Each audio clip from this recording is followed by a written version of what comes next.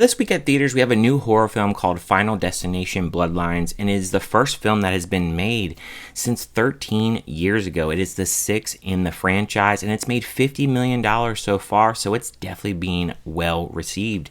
Hey everyone, my name is Ryan. Thank you guys for clicking on this video, and as I always say, if you're new to the channel, definitely hit the subscribe button, and also give the video a thumbs up. It'll help get this video out in the algorithm, and maybe help some others if they want to check out this film or not. Now, this time at the helm, we have two directors. You have Adam Stein and Lipovsky, who are behind the directing of this film.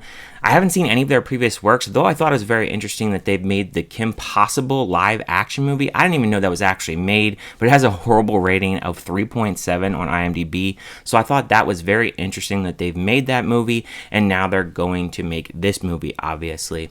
Now, with this being 13 years removed from the fifth one, I just didn't really know if this was going to follow pretty much what the other movies have done.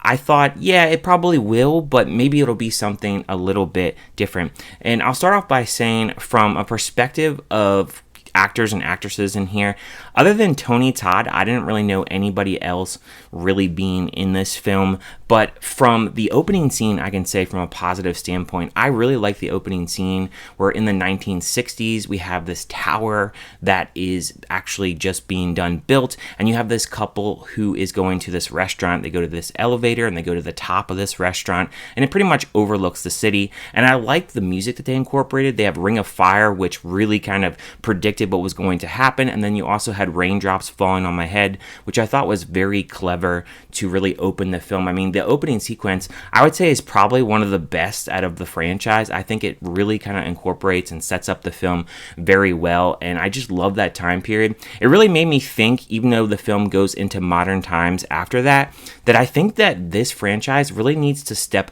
more so into maybe like the 60s, or maybe it needs to go back further, maybe kind of go, where did death actually occur from? Stuff like that. Like, if it could go back into those times and kind of get where this whole originated and started, I would really like that. I think a prequel would be really perfect. I definitely think there's going to be a seventh film, but where it's going to really go from this film, I'm not really sure.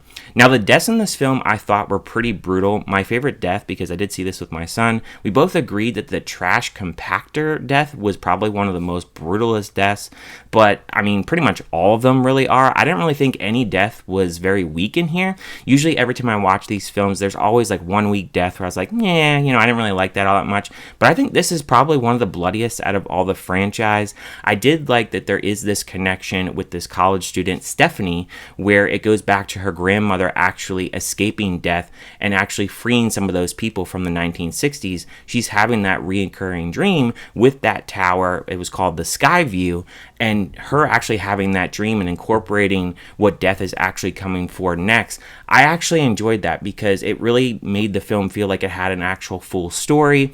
And even though there were times in this film where I felt like there was a lot of stupid things going on, cheesy things really going on, I think you kind of really can expect that in the film.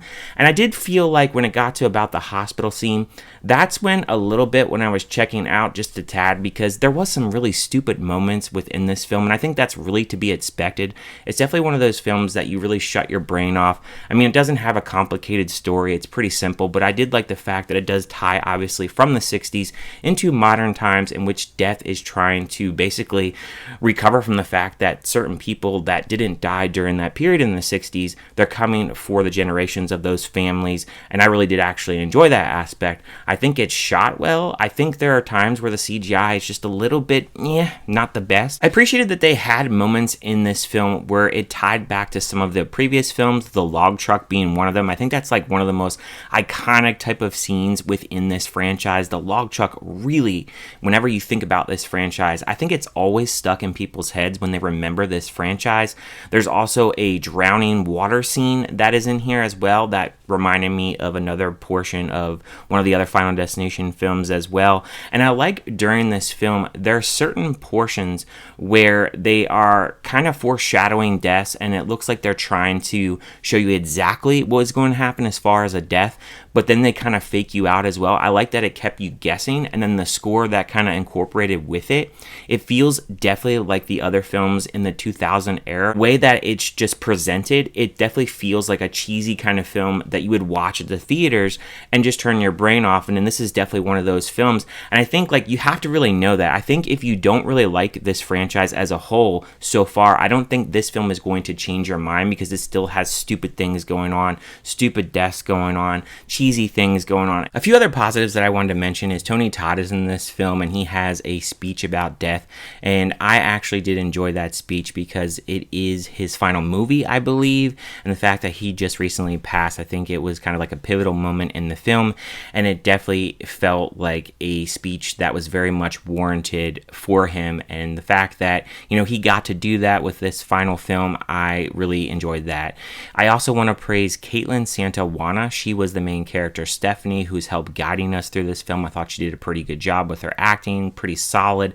I like that, you know, she's going to go visit her grandmother. The whole family has outcasted this grandmother, and when we go to this house, it's in the middle of nowhere. It's shot very well, and I like that it's all booby trapped, and then her grandmother has this book about cheating death and hands her this book and helps to really help her guide through all these situations. And even though there's a brutal portion that happens at that house, and then later on they are back at this house in the third act, I actually enjoyed that setting is actually in the film, because I think it kind of helps the film really have a nucleus and really help, you know, shape the film as a whole and really help it, you know, have an actual story. And I think out of all the films, even though it's kind of cheesy at points with its deaths, I think this is one of the better films as far as storylines, but I wouldn't say it's like a top-notch film for me. When it comes to a ranking of this franchise, I would rank number 3 as number 1, number 2 as number 2, 5 as number 3, this film number 6 as 4th, number 4 as 5th, and number 1 as dead last. And I know that's probably a ranking that isn't like the most popular ranking, but for whatever reason, the first film has never been one of my favorite films. Maybe it's because of like the deaths in it. I think like as the franchise really go along, I feel like there is better deaths, especially within number 3. That's always been my favorite, Amanda Crew being in that film. So overall for me, this is a franchise where most of the films are ranked like 3, 3.5, but I think like number 1, like, and number 4, I would say they're more like mediocre for me, and I don't like those as much. They're not as rewatchable. Again, like, these are really stupid films. They have cheesy moments, you know, like they're not like the best stories, but they definitely have some interesting deaths in them. And even though at times it can feel kind of formalic with certain things that is really going on in the film, I think that overall it's a film that I liked enough. So I would give a score of this film a 3 out of 5. However, I want to hear from you guys. What did you guys think about this film? Did you like it? Did you hate it? Did you just think it was kind of meh? Leave any and all comments down below. Thank you for watching, and I will see you guys next time.